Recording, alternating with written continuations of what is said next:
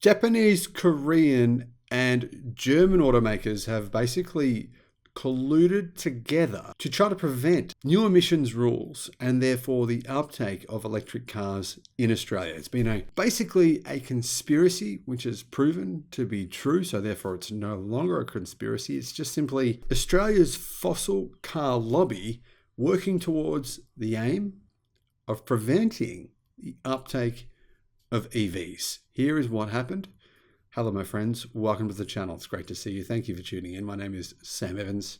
I'm the Electric Viking. Daniel Bleakley reports for The Driven, and I'll put a link to his article in the description below. The report out from Influence Map sheds new light on the efforts of Australia's fossil car lobby under the auspices of the Federal Chamber of Automotive Industries, the FCAI, that they've been working to weaken Australia's proposed vehicle emission standards and slow down the uptake of electric vehicles. Now, the interesting thing about all this is that within the last 7 days in Australia, all the major motoring magazines, motoring publications have published these scathing reports saying the electric vehicle lobby group in Australia have been doing bad things. They're evil. I'm serious. This is the kind of stuff they've been saying. They're conspiring against the great, kind automotive companies in Australia, such as Toyota, such as Volkswagen.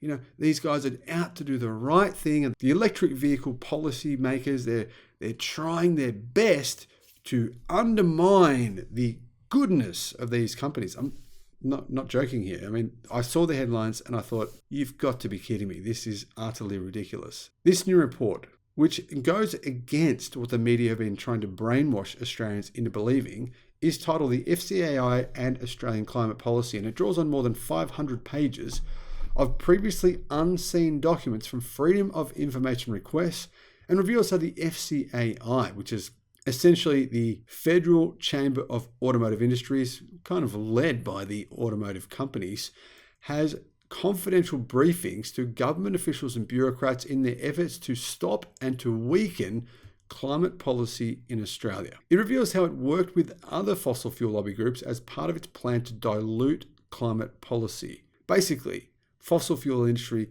getting together here, including the car industry, to slow down renewable energy, to slow down adoption of EVs. This behind-the-scenes effort shows the automotive industry adopting a similar playbook to the oil industry to weaken climate rules aimed at promoting battery electric vehicles, says Influence Map Program Manager Ben Urive. These documents show the FCAI and some of its key members are advocating to lock in longer-term role for combustion-powered vehicles by introducing significantly weaker fuel efficiency rules than in other regions like the US, the European Union, and New Zealand. Such advocacy efforts risk making Australia a dumping ground for polluting cars and a major obstacle for Australia to meet its national climate targets. Now, the thing is, you can clearly see what is happening here. When I say clearly see what is happening, basically these legacy automotive companies are well aware of who they're being disrupted by. It's Chinese automakers making EVs, BYD, MG, other brands coming, Aura. You can see my point here, right? In combination with Tesla. They're all new companies.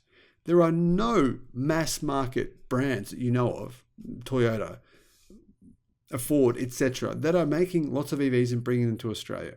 I mean, right now, for example, there's almost no electric cars coming from Japanese automakers. Very, very few. The ones that are here aren't selling because they're way too expensive and they're just not that good. So clearly these automotive lobby groups, Volkswagen, for example, don't sell EVs here at all. They don't have any for sale. The second biggest automaker in the world, or the biggest according to some people's statistics, don't sell EVs in Australia at all. And so what they're worried about here is they're being disrupted by Chinese companies. And if someone buys their first Chinese EV and goes, oh, this is okay, this is not bad, does the job, there's a good chance they'll continue to do the same thing. The report notes that the FCAI, chaired by Toyota and dominated by the major international car makers, developed its own weak voluntary CO2 standards and has repeatedly lobbied policymakers to lock in climate rules that are significantly weaker than similar international policies.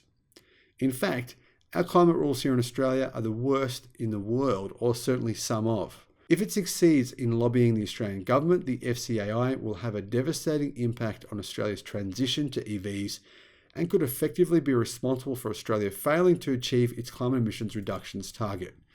Daniel Bleakley says in The Driven, the FCAI's weak vehicle efficiency standards proposals, which are riddled with loopholes, would also condemn Australians to another decade of health-wrecking air pollution. Influence Map has identified the FCAI's 5-step strategy to undermine the government's national vehicle efficiency standards, which would allow petrol and diesel car makers to continue selling vehicles with pollution rates well above almost every other region anywhere in the world. So there's 5 key areas here where they've gotten together to try to prevent EVs and renewable energy from taking off in Australia. The first of these is by setting the terms. FCAI set the terms of what climate regulation would look like for the sector.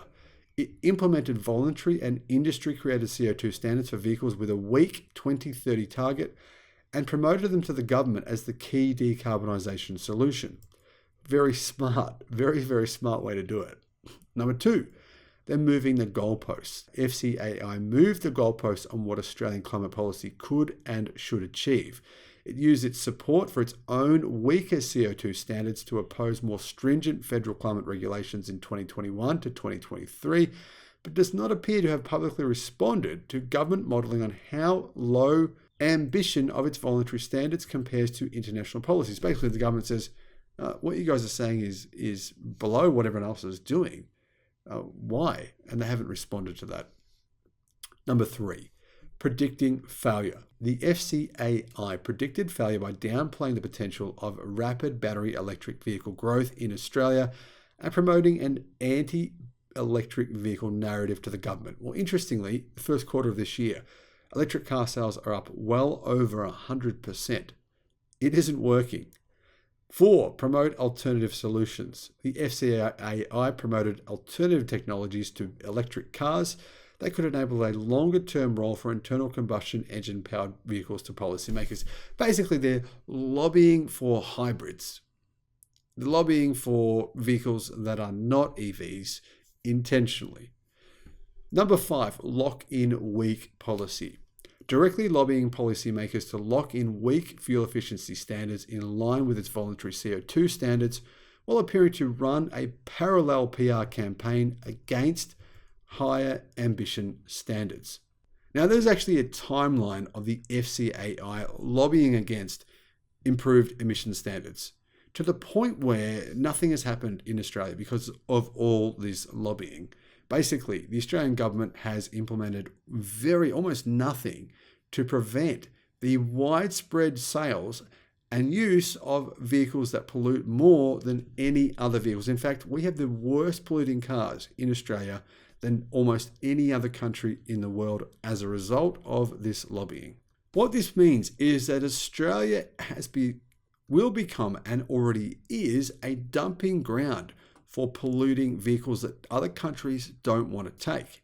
I mean, for example, the Chinese government is coming up with these emission standards, and a lot of the cars being sold in Australia now can't even be sold in China.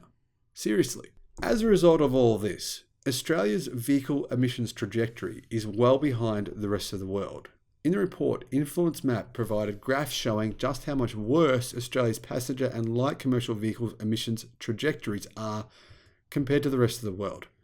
Influence Map also shows that the FCAI proposed voluntary standard does nothing to bridge the gap, showing nations like New Zealand are taking a much more aggressive approach to reducing transport emissions.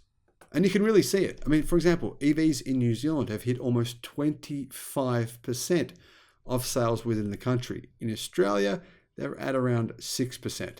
In my opinion, the selfishness of the industry to protect its bottom line and its vested interests is really, really sad. It's disappointing. It's mind-boggling. It's all of those things. The truth is, the internal combustion engine dealer network, the entire model is broken. The future of cars is electric and it's selling direct. Trying to preserve the old way does nothing it just prolongs the inevitable. My solution is, well, if we can't figure it out here in Australia, if our politicians and basically our industry groups are doing all this kind of thing, then hey, you know what? Just copy New Zealand. New Zealand have figured it out. They've worked out a very logical way, a very fair way of doing this. Hey, Australian government, move on. Ignore all of this, copy New Zealand, and then we have a solution to all of it. What are your thoughts on this? Let me know in the comments. Thank you for watching.